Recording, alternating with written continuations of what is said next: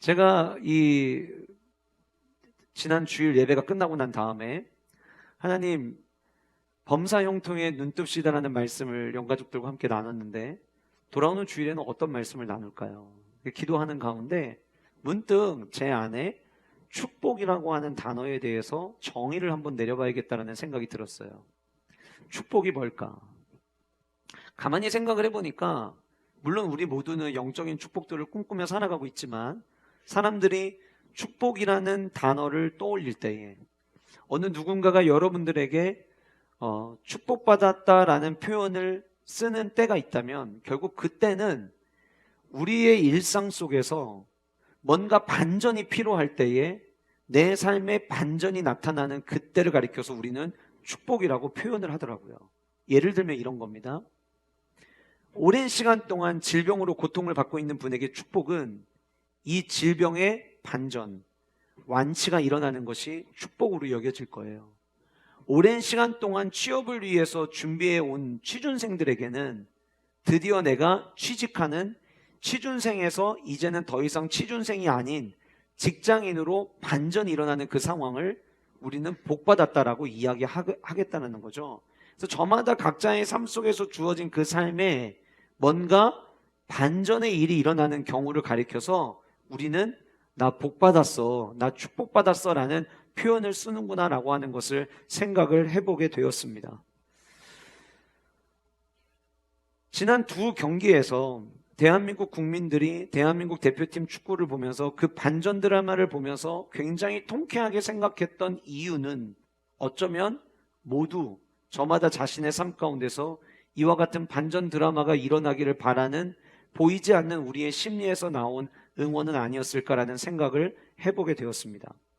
2023년 12월 31일 언약갱신 말씀 축제를 통해서 올 한 해 우리가 어떤 축복을 구하며 나아가야 될지를 우리가 함께 살펴보았고 1월 한 달 동안 축복에 대한 말씀을 우리가 함께 나눴습니다. 그리고 오늘 2월 첫째 주 블레싱 썬데이를 맞이해서 이번 한 달 동안 우리는 어떠한 복을 사모하며 나아가야 될까를 질문하던 중에 결국은 축복이 우리의 삶에 나타나는 반전이라고 한다면 성경 속에 등장하는 인물들 가운데 가장 반전의 삶을 살았던 사람은 누구였을까를 한번 생각을 해보게 되었고요. 그 질문에 저는 사도 바울을 찾게 되었습니다. 그래서 오늘 그 사도 바울의 이야기가 담겨져 있는 이 빌립보서의 말씀을 통해서 여러분들과 함께 축복의 반전 드라마라고 하는 제목을 가지고 우리의 삶에 어떤 반전이 일어나는 것이 진짜 참된 축복인지에 대해서 함께 말씀을 통해 나눠보려고 합니다. 우리가 작년에 사도행전을 통해서 말씀을 함께 나눴고 사도행전 9장의 사도 바울의 회심을 살펴보았습니다. 그는 가말리엘 아래에서 율법을 배웠던 사람이었고 함께 율법을 배웠던 스데반이 예수 그리스도가 참된 진리라는 사실을 깨닫고 예수님을 따르게 되었을 때 사람들을 선동해서 스데반을 죽이는 일에 앞장섰던 삶의 모습을 보였습니다. 그리고 그 스데반의 죽음으로 인해서 많은 사람들이 흩어지게 되었고 그 흩어진 자들 가운데 다메섹으로 도망간 자들을 잡아오기 위해서 다메섹으로 가던 길에 광명의 빛과 예수 그리스도의 음성을 듣게 되면서 사울이 회심을 하게 되었죠. 그 예수님을 만난 사건 이후로 사울의 삶은 완전히 반전이 일어나게 됩니다. 사울이 바울 됐다라는 표현을 제가 작년에도 설교하면서 이야기했지만 사울과 바울의 이름의 의미가 다른 것은 아닙니다. 똑같습니다. 그런데 사울이 바울 됐다라고 이야기하는 그 말 속에는 사울로 살아가던 사람이 이제는 바울로 살아가게 되었다라고 하는 것을 의미하는 것이고 유대인들을 대상으로 살아가던 사울이 이제는 복음을 든 자로서 이방 사람들을 위한 삶을 살아가게 되어 우리는 사울이 바울 되었다라고 이야기를 하는 것이죠. 이렇게 사울은 예수 그리스도를 만남으로 말미암아 그의 삶에 반전들이 일어나기 시작을 하였습니다. 그 전에는 예수님을 만나기 전까지는 삶의 진정한 의미가 무엇인지 행복이 무엇인지 미처 알지 못한 채 그저 열심만 가지고 살았던 사울이었습니다. 그랬던 그가 예수님을 만나고 난 이후에 그의 삶에 반전이 일어나기 시작했고 그 반전이 사울에게는 바울에게는 하나님께서 예수 그리스도의 십자가를 통해 내게 주신 축복으로 다가오기 시작했던 것이었습니다. 오늘 저와 여러분들이 이 말씀을 함께 살펴보면서 사울에게 일어난 그 반전이 내 삶에도 여전히 유효한 모습인지를 함께 점검하기를 소원하고, 2월 한 달 동안 사울에게 일어났던 그 반전 드라마가 저와 여러분들의 삶 가운데도 펼쳐짐으로 말미암아 진짜 축복의 주인공으로서 이 한 달을 살아가는 축복이 저와 여러분들의 삶 가운데 있으시기를 주님의 이름으로 축복합니다. 사울의 삶 가운데 일어났던 반전은 어떤 반전이었느냐? 첫 번째로 삶의 목표가 달라지는 반전, 바로 그것이 축복이었습니다. 삶의 목표가 달라지는 축복. 작년에 우리가 사도행전 말씀을 나눌 때에 9장에서 그 사울의 회심 장면을 우리가 함께 살펴봤고, 그 살펴보는 본문 가운데 사도행전 9장 6절에 이런 말씀이 있었습니다. 너는 일어나 시내로 들어가라. 내가 행할 것을, 사울 네가 행할 것을, 이거예요. 네가 행할 것을 너에게 이를 자가 있느니라. 근데 여기에서 너가 행할 것이라고 이야기할 때 사용되었던 헬라어는 영어로 must라고 하는 단어를 쓰고 있습니다. 이 단어는 지금까지 사울이 자기가 삶을 살아가기 위한 목표를 가지고 살아왔다면, 예수님께서 그 광명의 빛으로 만나주시면서 이제부터는 네가 원하는 삶이 아니라 내가 너에게 지시하는, 네가 해야만 하는 삶을 향해서 살아가라고 주님의 그 광명의 빛과 함께 주님이 들려주셨던 첫 번째 음성이 바로 그 목표가 전환되어지는 비전을 하나님이 심어주셨다라고 하는 거예요.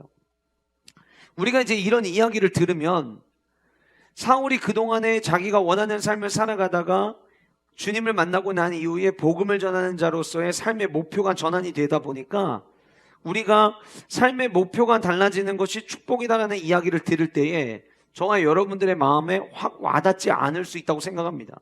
왜냐하면 사도 바울을 오늘날로 이야기하면 사역자들에 대한 이야기고, 혹은 선교사에 대한 이야기, 혹은 교회에 뭔가 중요한 역할을 맡은 자들의 이야기라고 우리가 나도 모르게 생각하기 때문인 것이죠. 그러나 오늘 본문 속에 등장하는 이 삶의 목표가 달라지는 그 축복을, 저와 여러분들이 그 축복의 모습이 어떻게 드러나는가를 보면 우리의 삶에도 이런 축복이 있어야 되겠구나라고 하는데 여러분들이 충분히 공감하실 수 있으리라 생각이 되어집니다. 삶의 목표는, 결국 삶의 목표가 무엇이냐라고 하는 이 질문에 우리가 조금 더 쉽게 다가갈 수 있는 좋은 질문이 있는데, 그 질문은 무엇이 내 삶의 기쁨이냐라고 하는 거예요. 내가 삶을 살아가는 동안 나를 기쁘게 하는 기쁨의 요소가 무엇이냐라고 하는 것이죠. 결국 사울의 삶에 일어났던 반전은 기뻐하는 것, 기뻐하는 요소에 있어서 반전이 일어났음을 우리는 볼 수 있다라고 하는 것입니다. 여러분, 오늘 본문에 등장하는 사울이 쓴 이 빌립보서는 옥중서신입니다. 여러분, 옥에 갇혀있는 사람이 뭘 가지고 기뻐할 수 있겠습니까? 제가 가만히 생각을 해봤거든요. 옥에 있는 사람이 기뻐할 수 있는 때라면 이 감옥에서 출소하는 날짜가 가까이 올 때 기뻐할 수 있지 않을까?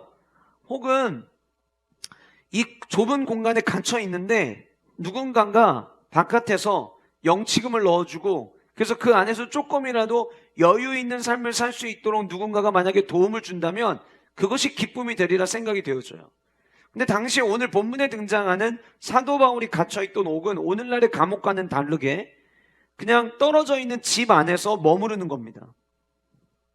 오늘의 감옥에 비하면 아무것도 아니라고 생각할 수 있겠지만, 여러분, 집에서 우리가 종종 막 바쁘고 분주하게 삶을 살아가다 보면 집에서 한 2, 3일 아무것도 안 하고 푹 쉬고 싶다, 이런 생각 하시죠. 근데 여러분, 만약 그게 내가 쉬고 싶어서 쉬는 게 아니라 집 밖에 나오지 못하도록 밖에서 누군가가 막아서고 있고, 언제까지 이 삶이 이어지는지 모른 채 만약에 한 달이 지나고 1년이 지나서 옥 안에 갇혀 있다면 그 옥 안에서 있는 시간은 거기가 아무리 집이어도 지옥일 겁니다. 그 답답함을 어떻게 해결을 하겠어요? 그 안에서 무엇을 가지고 기뻐할 수 있겠습니까? 오늘 당시에 사울이 처해져 있는 상황은 바로 그런 상황이었습니다. 근데 놀랍게도 그 옥에서 썼던 이 빌립보서에는 1장에서부터 4장까지 계속해서 기쁨에 대해서 이야기를 하고 있더라라고 하는 거예요. 사울이 지금 기뻐하라고 이야기를 한다라고 하는 거죠. 여러분, 빌립보서 1장에 보시면 사도 바울이 예수님께서 자신의 삶의 생명이기에 나는 기뻐한다. 2장에서는 예수님이 자신에게 겸손한 복종의 모델이 되어주셔서 기뻐하고 있고, 3장에 와서는 주님이 자신의 삶의 목표이기 때문에 기뻐하고 있고, 4장에 가서는 주님이 자신의 모든 것을 충족하여 주심에 기뻐하며 편지를 쓰는 모습을 우리는 발견할 수가 있습니다. 오늘 본문에서는 3장 1절을 시작하면서 주 안에서 기뻐하라라고 이야기를 하는데, 빌립보서 1장, 2장, 3장, 4장 모두 기쁨에 대해서 이야기를 하지만 주 안에서 기뻐하라는 이 표현이 처음 등장하는 것은 오늘 저와 여러분들이 읽었던 3장 1절의 본문에서였습니다. 사도 바울은 기쁨에 대한 이야기를 할 때에, 사실 여러분 우리가 삶을 살아가면서 기뻐한다는 거 굉장히 중요한 우리의 삶의 에너지거든요. 가끔 여러분들이 주변에 있는 분들과 이야기할 때 이렇게 이야기하죠. 나 요즘 웃을 일이 하나도 없어. 나 요즘 웃을 일이 하나도 없다라고 하는 말은 내가 요즘 잘 사는지 잘 못 사는지를 대신 표현해 주는 말이에요. 다시 말하면 나 웃을 일이 하나도 없어. 나 요즘 재미가 없어. 나 요즘 하나도 안 기뻐. 그러면 나 요즘 별로 잘 못 살고 있는 것 같아 라고 이야기하는 거거든요. 그만큼 우리의 삶의 기쁨이라고 하는 것은 우리에게 신체적으로나 정신적으로나 영적으로나 우리를 맑게 해주고 우리에게 힘을 주는 에너지와 같은데, 오늘 본문 속에서 사도 바울은 기뻐하라를 이야기를 하면서 주 안에서라는 말을 하고 있다라고 하는 거예요. 무슨 얘기입니까? 기뻐하는데 이 기쁨이 누구 때문에 오는 거냐? 주님 때문에 온다는 거예요. 예수님 때문에 온다라고 하는 거예요. 이것이 사도 바울의 삶에 나타난 반전이었던 거죠. 이전에는 사도 바울은 예수님 때문에 기뻐하는 삶이 아니었어요. 이전에 사도 바울이 기뻐하던 삶의 요소들이 있었어요. 그 기뻐하던 삶의 요소들이 무엇이었는가를 우리가 함께 살펴보겠지만, 사도 바울은 이 옥에 갇혀 있으면서 빌립보 교회에 편지를 쓰면서 주님 안에 있을 때 여러분들이 기뻐할 수 있다. 그리고 이렇게 이야기합니다. 너희에게 같은 말을 쓰는 것이, 기뻐해라, 기뻐해라, 기뻐해라, 같은 말을 내가 쓰게 된다 할지라도 그 쓰는 것이 내게는 수고로움이 없다, 귀찮은 일이 아니다 라고 이야기를 하는 거예요. 번거로운 일이 아니라고 이야기하는 거예요. 내가 너희들에게 기뻐하라는 이야기 할 수 있다면 나는 계속 할 수 있어. 이거 쉬지 않고 할 수 있어. 근데 왜 이게 중요하냐? 그 다음에 이렇게 이야기합니다. 내게는 수고로움이 없고, 따라하시겠습니다. 너희에게는 안전하니라. 영적인 삶을 살아감에 있어서 우리의 영적 안전함을 점검할 수 있는 그 지표를 가지고 사도 바울은 무엇을 점검하라고 이야기하냐면 주님 안에 머무는 것 때문에 기뻐할 수 있는 성도인지를 점검하라는 거예요. 주님 안에서 기뻐할 수 있는 성도가 안전하다는 거예요. 다른 것 때문에 기뻐하는 게 아니라 예수 그리스도 안에 있는 것 때문에 기뻐할 수 있다면, 예수 안에 있는 것 때문에 기뻐할 줄 아는 사람이라면 그런 사람이 영적으로 안전하다라고 이야기하고 있다라고 하는 거예요. 근데 여러분, 우리가 뭔가에 대해서 기뻐한다. 그럼 이제 제가 여러분들에게, 여러분들은 지금 뭐 때문에 기뻐하세요? 라고 질문을 하잖아요. 근데 내 삶의 목표가 뭐지? 난 뭐 때문에 기뻐하지? 여기 두 번째까지 질문을 하면 그 다음에 따라오는 질문이 또 하나 있습니다. 그게 무엇이냐면 나는 무엇을 자랑하며 살아가느냐는 거예요. 자, 내가 뭔가를 기뻐하고 있잖아요. 그 기뻐하고 있다는 건요, 그게 나에게 지금 자랑거리라는 거예요. 만약에 아이가 좋은 학교에 들어갔어요. 근데 그 좋은 학교에 들어간 것 때문에 내가 평상시에는 하나도 기쁜 줄 모르다가 얘가 내가 원하던, 우리 모든 가족들이 원하는 학교에 합격했다고 해서 만약에 그것 때문에 기뻐하기 시작하잖아요. 그럼 이제 그때부터 은근히 사람들과 이야기할 때 자랑하고 싶어져요. 우리 아이가 그때 진짜 은혜로 이번에 어디 학교 들어가게 됐어요.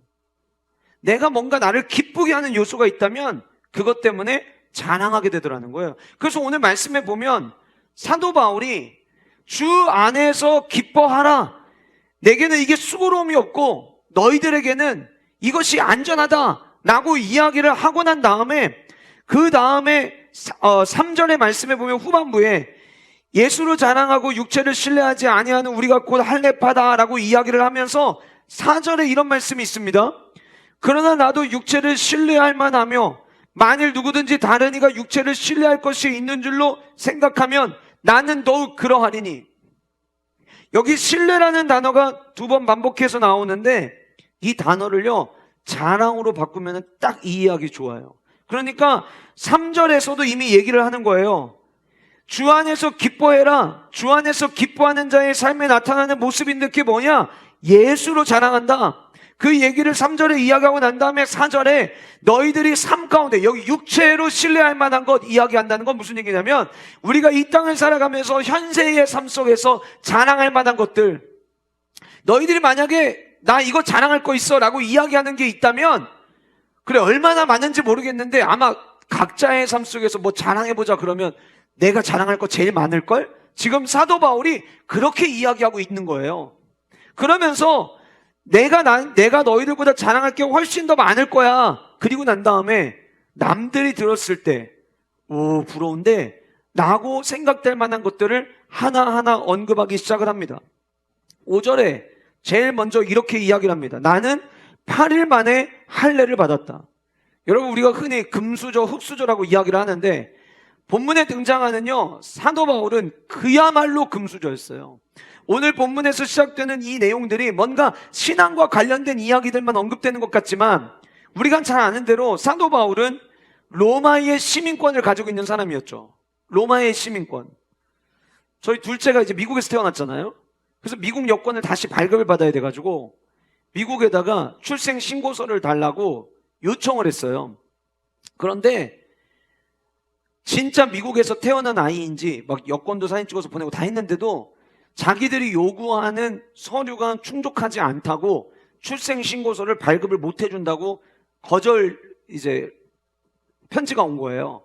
그래서 사진이 담겨져 있는 쉽게 말하면은 카드들, 예를 들면 학생증, 뭐 운전면허증 이런 것들을 전부 다 찾기 시작을 했어요. 구글 포토에 들어가니까 그때 그래도 남겨놓은 사진들이 있더라고요. 그래서 그거를 전부 다 모으고 미국에서 태어난 그 병원에서 발급해준 몇 날 며칠에 여자아이가 태어났다라고 해준 그 내용과 아이의 아빠 이름이 누구고 엄마 이름이 누군지가 다 기록되어 있는 내용들을 전부 다 모아가지고 다시 버지니아주로 저희가 우편을 보냈어요. 그리고 나서 오늘 도착을 한 거예요. 출생신고서가. 받을 때 이런 생각이 들어요. 아유 더럽고 치사해서. 우리나라도 좋은 나라인데 미국이 왜 그러냐면 강대국이기 때문에 그런 거예요. 미국의 출생증명서를 아무에게나 발급을 해줄 수 없다는 거죠.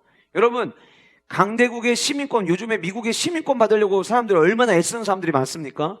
왜 미국에 들어가서 한국에 못 나고 계속 거기서 이렇게 고생들 하고 사시는 이유가 뭐예요? 미국 시민권 받으려고 그러는 거거든요. 근데 여러분 당시에 로마의 시민권은요 오늘날의 미국의 시민권과는 차원이 다르다고 합니다. 왜냐하면 로마의 시민권은 열심히 뭔가를 해서 주는 게 아니라 로마가 이 사람한테는 시민권 줘도 돼 하는 사람에게만 주는데, 그럼 왜 사울은 왜 시민권을 받을 수 있었을까? 역사적인 자료들을 찾아보니까 사울의 아버지가 로마의 군대에 군수 물품을 납품하는 일을 했었대요. 그러니까 로마라고 하는 이 나라가 강력한 이유는 결국 군사력인데 그 군사력에 기여를 한 거예요. 그러다 보니까 두 가지 특징이 있었는데, 하나는 로마로부터 보호도 받았고요, 군사 물품을 지원을 하다 보니까 굉장히 부유한 삶을 살았다고 하더라고요. 그런 가정에서 태어난 사람이 사울이었어요. 그러니 오늘 본문에 기록되지 않는 로마의 시민권도 있었죠. 그리고 오늘 본문의 5절에 8일 만에 할례를 받았다라고 이야기를 하는데, 이 8일 만에라고 하는 이 단어를 언급하는 헬라어 옥토에메로스라고 하는 단어는 8일 만에라는 의미를 갖고 있지만, 이 옥타에메로스라는 단어는 그때 당시에 단순히 8일 만이라고 하는 숫자적 개념만이 아니라 8일 만에 할례를 받은 특별한 집단을 가리키는 상징어로 사용이 되었대요. 그러면 본문에서 이 8일 만에라는 단어를 사도 바울이 사용함으로 말미암아 나는 정확하게 8일 만에 할례를 받은 그 집단 안에 속해 있는 사람이야 라고 지금 이야기를 하는 거예요. 그러니까 그때 당시의 언어로 그대로 해석을 하면 나는 8일 만에 할례를 받은 그 집단에 속해 있는 내가 바로 그 할례 받은 자야 라고 지금 자랑하고 있는 거예요. 옛날 같았으면 이게 내가 자랑할 만한 거야 라고 이야기하는 거죠. 우리가 잘 아는 대로 이삭도 예수님도 8일 만에 할례를 받으셨거든요. 그러니까 우리 부모는 말씀대로 자녀를 양육했던 부모고 나는 그런 가정에서 태어났어 라고 지금 이야기하는 거예요.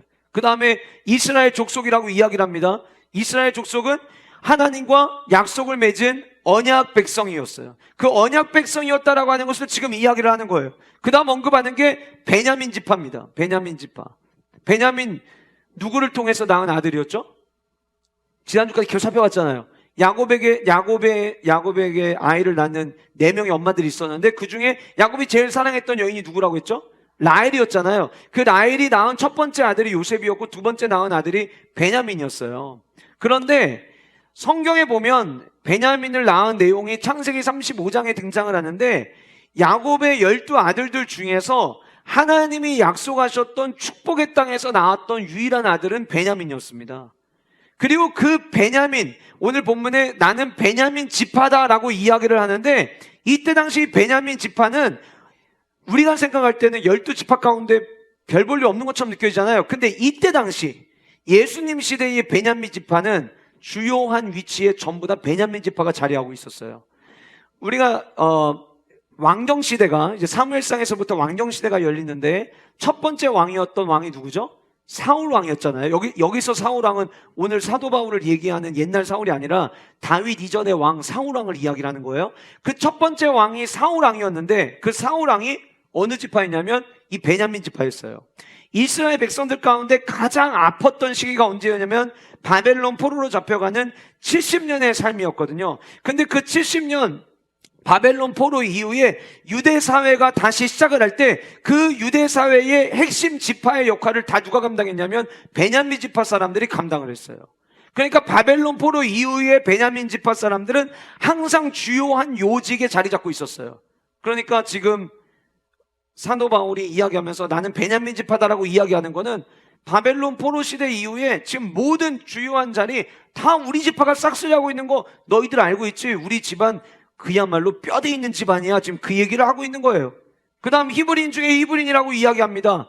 어떤 이야기냐면 우리 민족은 한 번도 이방 사람들이 섞여 들어오지 않은 순수 히브리인이야 라고 하는 거를 지금 자랑하는 거예요. 그리고 난 다음에 그 다음 율법으로는 바리새인이요, 율법으로 바리새파다라고 이야기를 하는 건데 자신이 헬라파 유대인이 아니라 처음부터 바리새인으로 태어난, 우리가 이제 계속해서 다시 사도행전 말씀을 살펴볼 때 사도행전 22장에서 살펴보겠지만 아까도 제가 말씀드린 것처럼 가말리엘 문화생이라고 했잖아요. 가말리엘 문화생은 율법에 있어서만큼은 제일 잘 배우고 바리새인 중에 바리새인을 길러내는 것이 그 가말리엘 문화생이었어요. 그 다음에 이야기하기를 하나님과 언약관계를 잘 지켜서 6절 열심으로는 교회를 박해하고 율법의 의로는 흠이 없는 자다. 자, 여기까지 지금 이야기한 내용이 뭐냐면 내가 예수님 만나기 전에 자랑할 거 얘기하러 가면 이거 다 자랑할 거야. 지금 그 얘기하는 거야. 근데 그거를 쭉 이야기하고 난 다음에 7절에 이렇게 이야기합니다. 그러나 무엇이든지 내게 유익하던 것을 내가 그리스도를 위하여 다 해로 여길 뿐더러 또한 그 모든 것을 해로 여김은, 여기 여긴다라는 표현이 8절 앞부분에도 나오고 뒤에도 나오거든요. 내 주 그리스도 예수를 아는 지식이 가장 고상하기 때문이라 내가 그를 위하여 모든 것을 잃어버리고 배설물로 여김은, 지금 모든 것을 해로 여기고 모든 것을 배설물로 여겼다. 이거는 이 여김은이라고 하는 이 단어는 한 번 이례적인 게 아니라 나 앞으로 계속 이렇게 살아갈 거야 라고 이야기하는 거거든요. 나 앞으로 계속해서 이 앞에 자랑할 만한 것들 더 이상 자랑 안 하고, 우리로 이야기해 볼까요? 세상 사람들이 이야기할 때 자랑할 만한 것들 나 더 이상 자랑 안 하고, 나 이 모든 것들 나에게는 가치 없는 것으로 여기고 나는 오직 예수님 얻기 위해 살아갈 거야 라고 지금 고백하고 있다는 거예요. 삶의 목표가 반전이 일어나면 기뻐하는 기쁨의 요소가 바뀌어지기 시작하고요. 기뻐하는 요소가 바뀐다는 것은 내 삶에 자랑할 만한 것들이 바뀐다는 것을 의미하는 거예요. 우리 모두는 십자가의 은혜를 경험한 사람들입니다. 물론 여러분들 가운데는 예수 그리스도를 아직 인격적으로 경험하지 못하신 분들도 계시리라는 생각이 되어져요. 근데 예수님의 사랑을 경험한 지난날의 삶이 나의 삶 가운데 있다면 우리 모두는 사실 똑같이 사도 바울처럼 이 반전의 삶을 살아내야만 합니다. 우리는 다른 것 때문에 기뻐하면 안 되고요. 우리는 다른 것 때문에 자랑하면 안 됩니다. 물론 그렇다고 해서 내 안에 기쁨이 되는 것들, 자랑할 만한 것들을 아예 하지 말라는 게 아니에요. 할 수 있죠. 그러나 우리 안에 자랑할 만한 것들이 있다 할지라도 내게 주신 예수님의 십자가 사건과 견주어 볼 때 이거는 배선물만도 못한 존재가 되어야 된다고 하는 거예요. 그만큼 귀한 것. 여러분, 요한일서 2장 16절 말씀에 보면 우리가 너무 잘 아는 말씀이죠. 같이 읽어보실까요? 같이 읽겠습니다. 시작.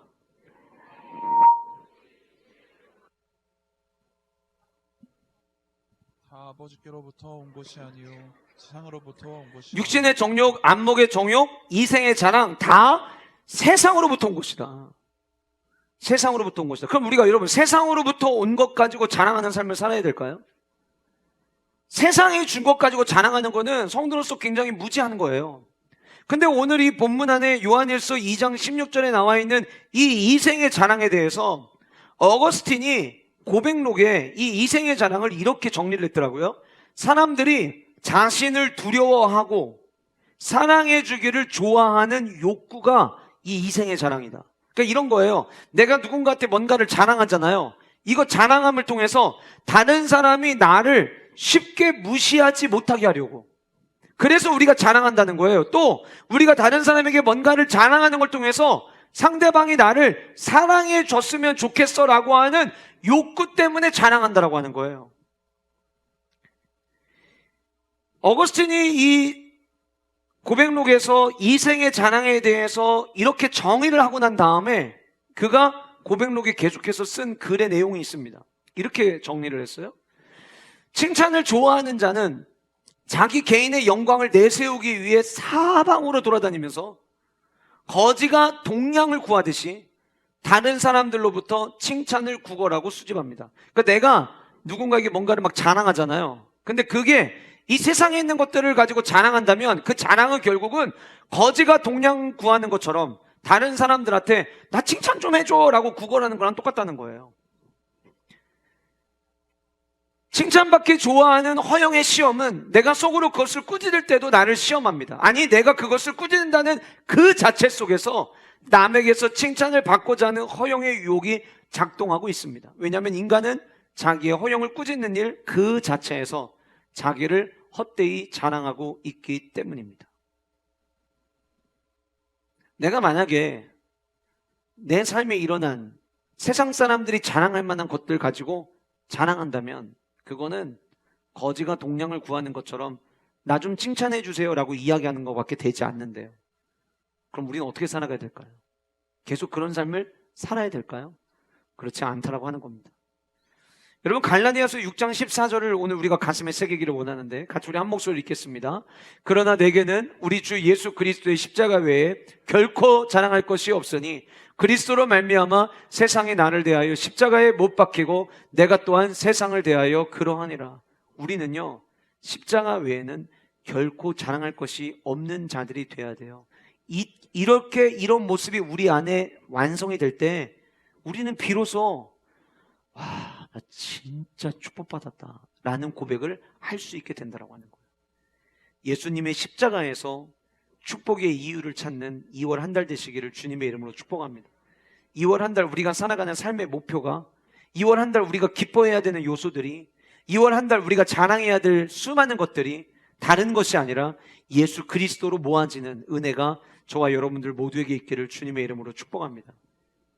두 번째로 사도 바울의 삶 가운데 나타났던 그의 삶에 나타난 두 번째 반전은 삶의 원동력이 달라지는 축복이었어요. 세상 사람들은 저마다 기뻐하고 세상 사람들은 저마다 즐거워하는 것들을 추구하며 살아가요. 그런데 주님은 저와 여러분들에게 세상 사람들과 똑같은 길을 걷기를 원하지 않으시거든요. 세상 사람들과 다른 길을 삶을 살기를 원하신다는 거예요. 2주 전에 저희 교회에 새로 오신 자매님이 계십니다. 어떻게 교회를 오시게 되었는지 이렇게 예배 끝나고 나서 만나서 대화를 하는데 자기 주변에 예수님을 믿는 사람들이 있는데 자기가 가만히 보니까 나보다 더 많이 가진 것도 아니고 나보다 더 좋은 환경에서 사는 것도 아닌데 예수님 때문에 행복하고 예수님 때문에 평안하다는 이야기들을 다 하더라는 거예요. 나도 한번 예수님을 믿어볼까? 자녀가 예전에 교회를 다녔어가지고 자녀가 교회 다닐 때 엄마도 교회 가봐, 엄마도 교회 가봐라는 이야기를 했는데 주변에 있는 사람들을 보고 나서 보니까 나도 한번 교회를 다녀봐야겠다는 생각이 들었다는 거예요. 그래서 2주 전에 저희 교회 와서 처음 예배를 드리시고 지금 웰컴 코스 중에 계신 자매님이 계십니다. 제가 그분 이야기를 들으면서 그분 주변에 누가 있는지 저는 모르지만 그분들 만날 수 있는 기회가 주어진다면 그분들한테 대신 감사하다는 인사를 하고 싶어졌어요. 왜냐하면 예수님 때문에 기뻐하고 예수님 때문에 내 안에 평안이 있다고 이야기를 하면서 결국 그분들은 예수님을 자랑한 거였거든요. 근데 예수님 때문에 삶의 목표가 바뀌고 예수님이 내 삶의 기쁨의 이유가 되고 예수님이 내 삶의 자랑의 이유가 되잖아요. 그러면 그 다음에 따라오는 삶의 모습이 뭐냐면 내가 살아가는 이유를 다른 데서 찾는 게 아니라 예수 그리스도의 십자가에서부터 찾게 된다고 하는 거예요. 내가 살아가는 이유를 세상의 어떤 힘에 의해서 살아가는 게 아니라 성령에 의해서 살아가는 삶으로 바뀌게 된다고 하는 거예요. 제가 여러분들에게 한번 질문 드려볼게요. 여러분들은 무엇에 의해서 살아가고 계십니까? 여러분들을 살아가게 하는 힘은 어디에 있습니까? 이렇게 질문을 드리면 이 질문 또한 여러분들 안에 굉장히 막막함을 가져다 주리라고 생각이 되어져요. 이런 실험을 했었다고 합니다. 학생들을 모아놓고 종이 한 장을 이제 나눠줬대요. 그리고 난 다음에 그 종이를 반으로 접으라고 했다고 합니다. 머릿속에 한번 여러분들도 빈 종이 하나를 준비해 보세요. 머릿속에 상상으로. 그리고 그 종이를 한번 반으로 접어보세요. 한쪽에는 내일이 오지 않았으면 하는 이유를 적으라고 했고요. 반대쪽에는 내일이 와야만 하는 이유를 적으라고 했다고 합니다. 사람들이 내일이 오지 않았으면 하는 이유를 쓰기 시작을 하는데 끝도 끝도 없더래요. 오늘 주일입니다. 아마 여러분들 머릿속에 내일이 오지 않았으면 하는 이유에 내일 월요일이어서 라고 쓰신 분들도 계실 거예요. 오늘까지 쉬다가 내일 다시 직장 가셔야 되는 분들, 다시 일터로 가셔야 되는 분들, 내일이 월요일이어서 그냥 내일이 안 왔으면 좋겠다 하시는 분들 계실 거예요. 혹은 내일이 만약에 대출이자 갚는 날이면 대출이자 갚는 것 때문에 내일이 오지 않았으면 좋겠다 생각하시는 분들도 계실 거고요. 고지서 납부해야 되는 날이 내일이어서 내일이 오지 않았으면 좋겠다 생각하시는 분들 계실 거고, 혹은 직장 생활하면서 혹은 학교에서 사람들과 같이 뭔가를 준비하는 거를 가지고 평가를 해야 되는 날이 내일 오면 1월 한 달 동안 근무한 거에 대한 평가, 만약에 그런 날들이 다가온다면 내일이 오지 않았으면 하는 이유로 아마 여러분들은 적으실 거예요. 그 종이에 진짜 쓰다 쓸 거 없는 사람들은 이렇게 쓴다고 합니다. 내일이 오지 않았으면 하는 이유, 그냥 이렇게 쓰는 사람도 있대요. 그런데 반대로 내일이 와야만 하는 이유를 쓰라고 하면은요, 이 내일이 오지 않았으면 하는 이유에다가는 진짜 시덥지 않은 것까지 다 쓰면서 내일이 와야 하는 이유, 그러면은 뭔가 가벼운 거 쓰기에 좀 부담이 된대요. 뭔가 조금은 의미 있는 거, 뭔가 조금은 가치 있는 거, 조금은 성도의 이야기로 하면 좀 그래도 거룩한 거, 뭔가라 그런 거라도 써야 될 것 같이 사람들은 느끼게 되더라고 하는 거예요. 만약 여러분들의 종이에 내일을 살아가야 될 이유, 내일이 와야만 하는 이유가 여러분들 안에 있다면 여러분들은 거기에 뭐라고 쓰시겠습니까? 제가 그 글을 보면서 똑같이 오늘 본문에 등장하는 사도 바울의 주인공의 마음속에서 한번 질문을 해봤어요. 만약 사도 바울이라면 옥에 갇혀있고 언제 이 옥의 생활이 끝날지를 모르는 상황에서 만약에 사도 바울에게 사도 바울 선생님, 당신에게 내일은 왜 와야 됩니까? 라고 묻는다면 사도 바울은 뭐라고 이야기했을까? 옥에 갇혀있는 시간이요? 재미없는 시간이요? 답답한 시간이었을 텐데 그는 무엇 때문에 내일을 살아가야 된다라고 이야기할 수 있었을까? 가만히 생각해 보니까 바울서신, 사도 바울이 쓴 바울서신서에 그 해답이 나와 있었어요. 사도 바울이 쓴 바울서신서 안에는 유독 자주 등장하는 단어가 있습니다. 말미암아라는 단어입니다. 말미암아. 예수 그리스도로 말미암아. 성령으로 말미암아. 그로 말미암아. 이 표현이 바울 서신서에 자주 등장하는 것을 보게 돼요. 무슨 얘기입니까? 사도 바울이 삶을 살아가야 될 원동력을 사도 바울은 다른 데서 얻은 것이 아니라 예수 그리스도 안에서 그 답을 얻었고, 성령의 힘이 내가 살아가야 될 내 삶의 원동력이라고 생각했던 거예요. 많은 사람들에게 당신에게 살아갈 힘이 되는 것은 무엇입니까? 라고 물어보면 돈이요 라고 대답하는 분들이 적지 않으리라 생각이 되어집니다. 조금 세련되게 표현하면 재력입니다. 재력. 돈의 힘을 가지고 있는 것, 그것 때문에 나는 살아갈 힘을 얻는다라고 이야기하는 경우들이 있어요. 또 어떤 이들은 자기가 많이 공부해 온 자기의 학력을 가지고 내 살아갈 힘은 학력입니다 라고 이야기하는 분들이 계실지도 모르겠어요. 혹 어떤 분들은 당신이 살아갈 힘을 당신은 어디서 얻습니까? 라고 이야기할 때 내가 열심히 노력해서 얻은 수많은 자격증들, 경력을 자신이 살아갈 힘의 근본이요 뒷받침되는 것이라고 이야기하는 분들도 계실 거고요.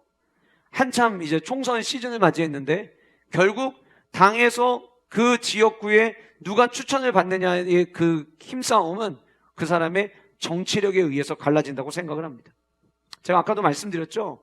사도 바울은요, 재력도 있었던 사람이었습니다.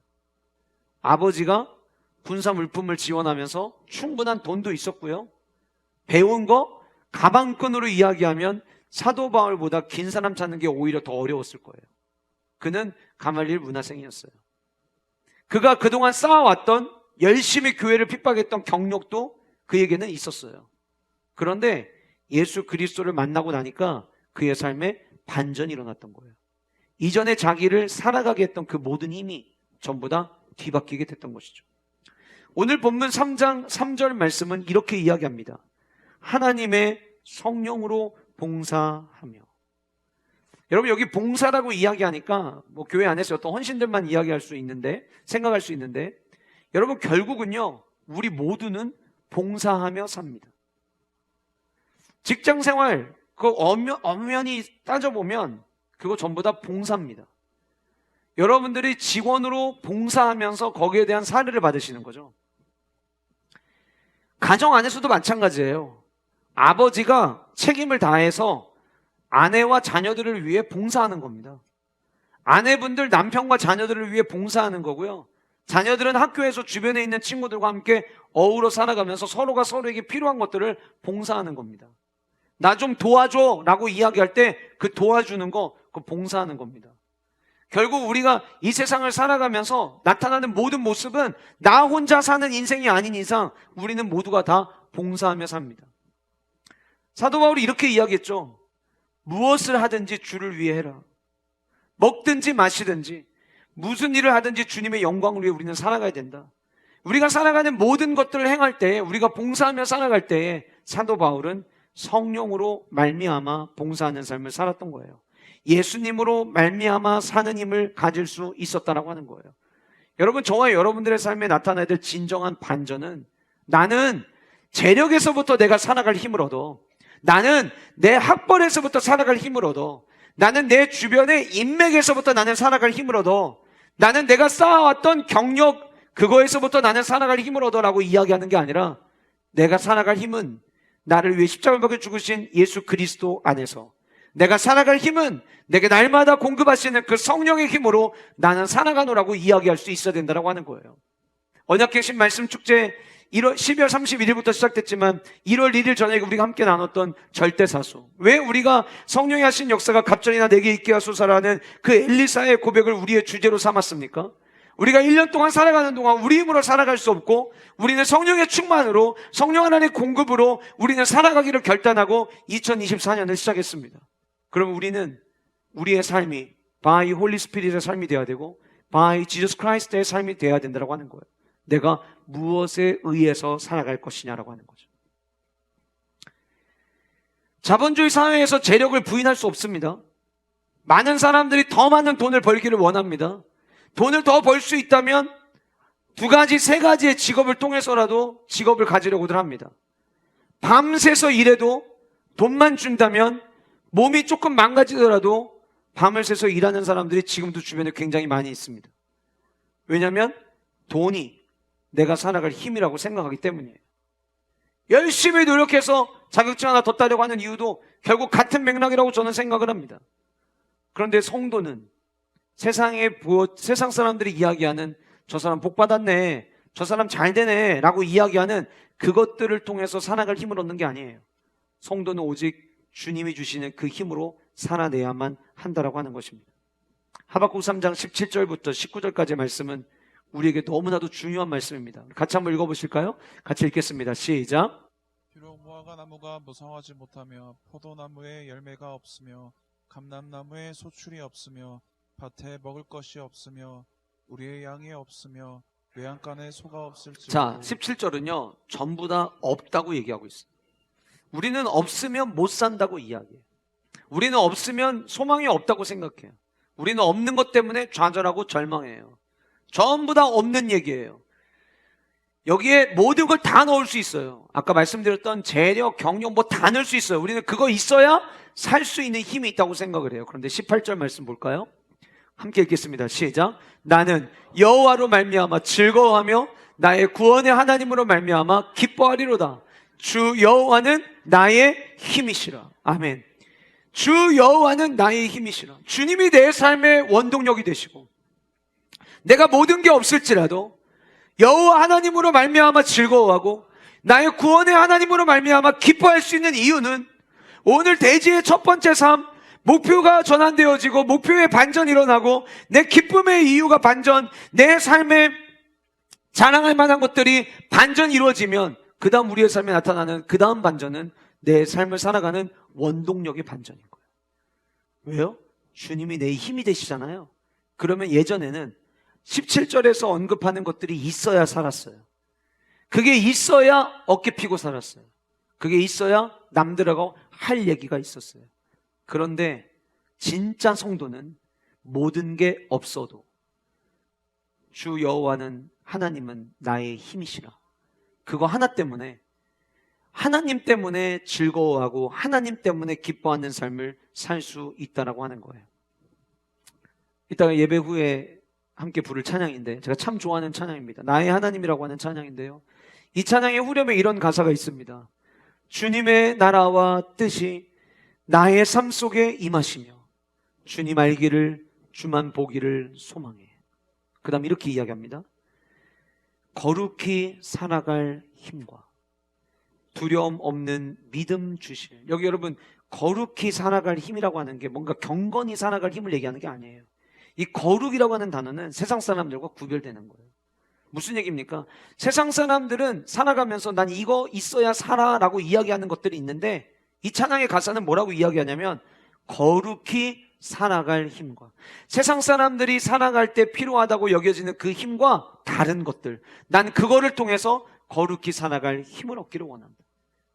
두려움 없는 믿음. 이 세상 사람들과 다른 것들, 다른 원동력으로 살아가기 위해서는 우리 안에 두려움 없는 믿음이 필요하거든요. 두려움 없는 믿음 주실. 누가 주시는 거예요? 나의 하나님. 완전한 사랑, 찬양해. 저는 우리 모두의 삶에 이 고백이 있기를 주님의 이름으로 축복합니다. 언약갱신 말씀 축제 끝나고 난 이후에 계속 금요 성령 부흥회, 언약갱신 말씀 축제 때만큼 성도님들 나와서 예배를 하신단 말이에요. 지난주 금요일에도 그랬는데 예배가 다 끝나고 축도가 끝나잖아요. 그러면 박수들을 쳐요. 축도 끝나고 박수합시다 라고 해서 박수 치는 게 아니에요. 그냥 축도 끝나자마자 곳곳에서 성도님들이 박수를 쳐요. 예배 끝나고 나가시는 분들이랑 인사하잖아요. 다들 해같이 밝으세요. 너무 기뻐하는 표정을 가지고 끝나고 나가세요. 처음에 올 때는 몸도 힘들고 피곤했겠지만 말씀 듣고 그 말씀 붙잡고 부르짖어 기도하고 나니까 그 말씀이 내게 힘이 되는 거예요. 주님이 주시는 말씀이 힘이 되니까 내 안에 막 기쁨이 솟아나고 하나님을 향하여 부르짖어 기도하고 나니까 나도 모르게 박수가 터져 나오는 거예요. 그게 누구누구 서로 격려하는 박수가 아니라 나에게 기쁨 주신 그 하나님 앞에 영광을 올려드리는 박수인 거죠. 여러분들 오늘 이 주일에 나오셨습니다. 왜 나오셨어요? 시간이 남으셔서 나오신 거예요? 아니죠. 여러분들 왜 나오신 거예요? 한 주간 동안 살아갈 힘을 얻기 위해 나오신 거예요. 그러면 여러분 우리는 살아갈 힘을 말씀을 통해 받고 한 주간 동안도 그렇게 살아가야 되는 거고요. 예배 시간에만 주님의 힘을 원하는 게 아니라 일상 속에서 내가 살아갈 내 삶의 원동력은 주님에게서부터 나옵니다. 이 자세로 우리는 살아가는 삶의 반전이 일어나야 한다고 하는 거예요. 사도 바울은 살아가는 삶의 원동력이 뒤바뀌어 버렸어요. 그리고 그 안에서 주님이 주시는 행복과 축복을 누리는 삶을 살아갈 수 있었습니다. 2월 한 달 저와 여러분들 살아갈 힘을 주님으로부터 공급받는, 그래서 주님이 나의 힘이십니다를 고백하며 살아가는 축복이 우리 모두 영가족들에게 있으시기를 주님의 이름으로 축복합니다. 마지막 세 번째로 사도 바울의 삶에 일어났던 반전은 삶의 정체성이 달라지는 축복의 반전이었습니다. 제가 이렇게 신방을 하다 보면 오늘 주보에도 지난 한 주간 동안 신방하면서 우리 영가족들 가정에서 제가 받은 은혜들을 좀 이렇게 적어놨는데, 이런 이야기들도 있지만 이제 말씀 전하기 전에 그동안 어떻게 지내셨는지 이렇게 짧게 대화를 나누다 보면 그 가정마다 있는 어떤 에피소드들이 있잖아요. 근데 지난주에 이제 신방을 하는데 한 가정에서 이렇게 말씀을 나누는데, 그 전주였나 보네요. 그 전주에 한 가정에서 말씀을 나누는데 아이가 있는 가정이었거든요. 그래서 그 아이를 제가 보면서 얼마나 좋아요. 이렇게 이쁜 딸이 애교를 부리고 그러면 얼마나 좋으세요. 제가 그랬더니 그 아이가, 아니에요 목사님, 우리 집에는 애교 부리는 분이 따로 있어요. 누군데? 저희 아빠요. 그러는 거예요. 근데 제가 그분의 실명을 거론할 수 없지만 저에게는 적지 않은 충격이었어요. 왜냐하면 애교라는 단어가 정말 어울리지 않는 분이셨거든요. 그래서 어떻게 애교를 부리시는지를 제가 물어봤더니 그 아내의 이름을, 두 분 다 저희 교회 성도님들이신데 아내의 이름을 굉장히 아주 친숙하게 애교 섞인 그런 말투로 이름을 그렇게 자주 부르신대요, 집에서. 그리고 아이들한테 자기 아내 이름을 부르면서 나는 누구만 있으면 돼, 막 이렇게 그 말을 되게 애교 있게 하신다는 이야기를 하더라고요. 그래서 제가 아니 어떻게 이렇게 이름을 그렇게 애교 있게 부르세요? 제가 이렇게 여쭤봤더니 가만히 생각을 해보니까 언젠가부터 결혼을 하고 나서부터, 그리고 애가 태어나고 나면서부터 아이의 엄마로 살고 있고 누구누구의 아내로 살아가고 있고 교회에서는 직분으로 불려지고 그리고 회사에서는, 일터에서는 그 직책으로 불려지는 모습을 보면서 이 사람의 그 고유한 정체성을 나라도 존중해 주자, 그래서 이름을 부르기 시작했다라는 이야기를 듣게 되었어요. 이름은 정체성이죠. 우리가 잘 아는 대로 일제시대 때 일본이 제일 먼저 했던 게 이름 바꾸는 거였잖아요. 우리의 정체성을 흔들기 위한 목적이었던 거죠. 내가 어떤 정체성을 가지고 살아가느냐라고 하는 거는 그만큼 굉장히 중요한 문제라고 생각이 되어집니다. 오늘 본문 안에 등장하는 이 사도 바울이 자신의 삶에 대해서 자기가 뭐 때문에 기뻐하는지, 뭘 자랑하는지, 그리고 무엇에 의한 삶을 살아가는지에 대한 이야기를 쭉 하다가 자신의 삶에 변화된 정체성에 대한 이야기를 꺼내기 시작을 해요. 성경에도 사실 이름에 등장하는 이름이 바뀌었던 경우들이 많이 있잖아요. 아브람, 그냥 존귀한 아버지에서 열국의 아버지라는 아브라함으로 이름이 바뀐 경우들, 그 다음에 여주인이라는 사례에서 열국의 어머니라는 사라라는 이름이 바뀐 경우, 뒤쫓는 자, 발 뒤꿈치 잡는 자라고 하는 야곱에서 하나님과 겨루어 이겼다라고 하는 이스라엘로, 모래, 그 다음에 갈대, 두 가지 다 바람 불면은 흔들리는 것들이라는 의미를 갖고 있는 시몬에서 반석이라고 하는 게바로. 주님은 이렇게 이름을 다 바꿔주셨거든요. 그러면 여러분, 저와 여러분들도 예수님을 만나고 난 이후에 우리에게도 이런 변화가 있어야 되는 거예요. 우리 모두가 이름을 바꿀 필요는 없어요. 그런데 성경에 주님을 만나고 난 이후에 이름이 바뀌었던 자들처럼 저와 여러분들의 삶도 예수님을 만나기 전과 이후에 우리의 삶에 정체성의 변화가 있어야 된다라고 하는 거예요. 여러분, 이제 이번 주 금요일부터 명절입니다. 아마 여러분들 안에는 가족 구원을 놓고 기도하는 분들이 계실 것이고, 믿지 않는 가족들에게 예수님 믿으시자고 이야기하는 분들이 계실 거예요. 사람들에게 예수 믿으세요 그러면 저는 종교가 필요 없습니다 라고 이야기하는 분들이 있어요. 질문 하나 드려볼게요, 여러분. 종교는 필요할까요? 필요하지 않을까요? 되게 어려운 질문이에요. 종교는 필요할까요? 필요하지 않을까요? 종교는 필요하지 않습니다. 그럼 여러분들이 그럼 우리는요? 라고 얘기하실 수 있어요. 여러분 이런 얘기 들어보셨어요? 기독교는 종교가 아니다. 기독교는 종교가 아니라는 말이 있어요. 자, 종교라고 하는 개념을 정리를 할 때 종교는 내가 뭔가를 하는 거예요. 종교는 내가 뭔가를 하는 거예요. 그러니까 모든 종교들을 보면 그 종교가 추구하는 가치를 이루기 위해서 내가 뭔가를 해야만 해요. 그래서 돌을 닦는 거고, 그래서 수행을 하는 거예요. 이슬람을 믿는 사람들이 라마단 기간에 금식하잖아요. 그게 내가 뭔가를 해야 되기 때문이에요. 제가 어제 뉴스 보려고 이렇게 채널을 돌리다 보니까 개그맨 5명이 이렇게 여행하는 프로그램이 있더라고요. 근데 거기에 말레이시아가 나왔는데, 말레이시아가 이 힌두교를 믿다 보니까 어디 이제 힌두교인들이 가는 곳이 나왔는데 200개가 넘는 계단이 있는데 이 계단이 색깔이 다 다르더라고요. 그러니까 계단이 한 곳에 쭉 있는데 색깔을 나눠서 칠해놨어요. 근데 그게 의미가 있대요, 걔네들이. 어떤 의미냐? 첫 번째 계단은 과거에 내가 지은 죄에 대해서 올라갔다 내려오면 회개가 되고 용서가 되고, 두 번째 계단, 세 번째 계단, 그리고 마지막 네 번째 계단은 미래에 내가 지을 죄까지 전부 다 올라갔다 내려오면 용서가 된대요. 자, 이거 전부 다 보세요. 제 문제를 해결하려고 내가 계단을 오르는 거예요. 종교라 함은 내가 하는 거예요. 근데 기독교는 내가 하는 게 아니라 예수님께서 십자가에 못 박혀 죽으시고 난 다음에 내가 다 이루었다라고 말씀하셨어요. 종교와 기독교의 차이가 뭐냐? 종교는 내가 하는 거지만 기독교는 주님이 하시는 일을 바라보는 거예요. 주님의 선하심을 바라보는 거고, 주님이 이루신 십자가 사건을 보는 거고, 주님이 우리의 삶 가운데 행하신 완전하신 사랑을 발견하는 것이 그게 기독교예요. 그래서 기독교는 종교가 아니에요.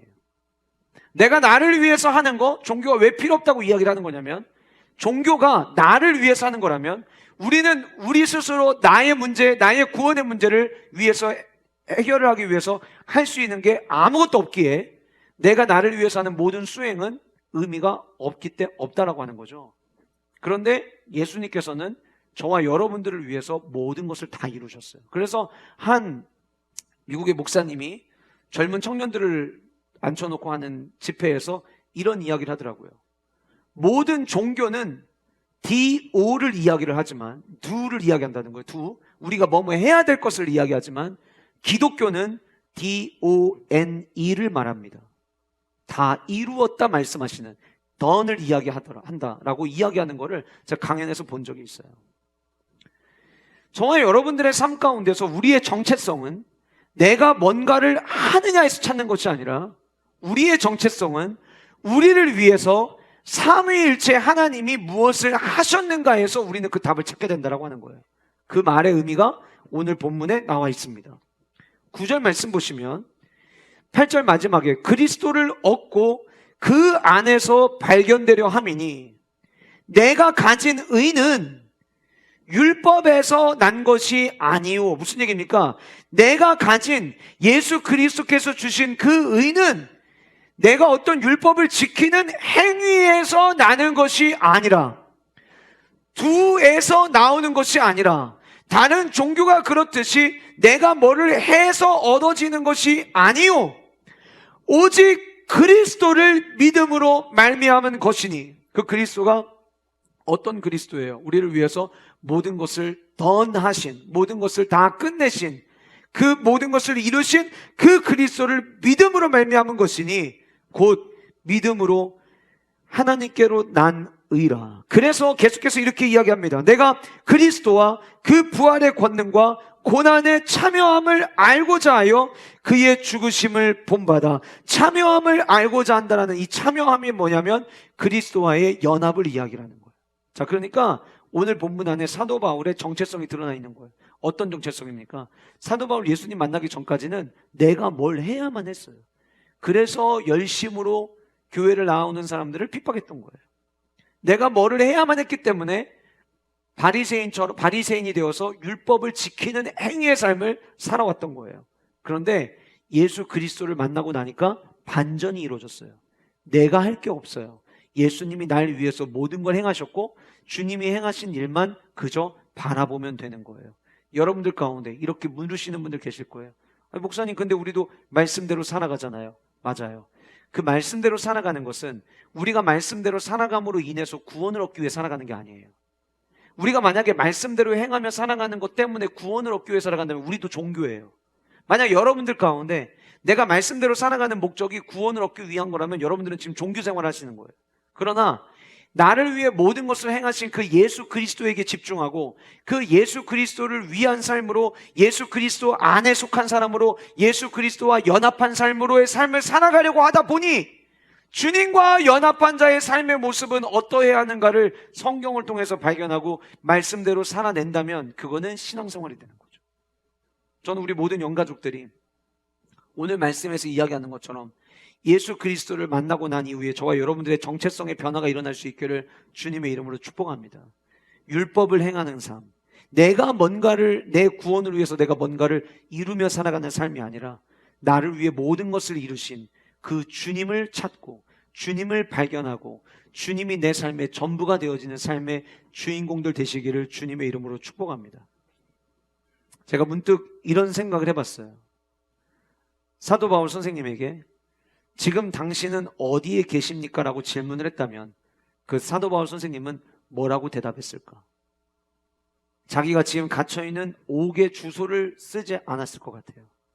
당신은 지금 어디에 있습니까? 라고 물었다면 사도 바울은 나는 지금 주 안에서 주님과 연합하고 있습니다 라고 대답하지 않았을까라는 생각을 해보게 되었어요. 우리의 정체성은 주 안에서 주님과 연합한 자로의 삶을 살아내는 것, 그것이 저와 여러분들의 삶의 정체성이다라고 하는 거예요. 간절히 소원하기는 내가 누구인가를 여러분들이 있는 상황 속에서, 내 통장의 잔고를 통해서, 여러분들 주변의 인맥을 통해서, 여러분들 회사에서의 여러분들의 위치를 통해서 내가 누구인가를 찾는 것이 아니라 나를 위해 십자가에서 모든 걸 다 이루신 예수 그리스도 안에서 나를 발견하는 은혜와 축복이 우리 모두 영가족들에게 2월 한 달 동안 있으시기를 주님의 이름으로 축복합니다. 여러분, 언약갱신 말씀 축제 때 우리가 함께 나눴던 말씀 제목 기억하시죠? 끝까지. 1월 한 달 살아봤는데 글쎄 이릅니다. 끝까지입니다. 추가 시간 1분 전에도 꼴이 날 수 있습니다. 올 한 해 동안 하나님이 저와 여러분들에게 갑절의 축복을 주실 것입니다. 지금 우리에게 필요한 것은 꺾이지 않는 마음입니다. 주님만 바라보는 바로 그 마음 가지고 달려나아가는 은혜와 축복이 우리 모든 영가족들의 삶 가운데 있으시기를 주님의 이름으로 축복합니다.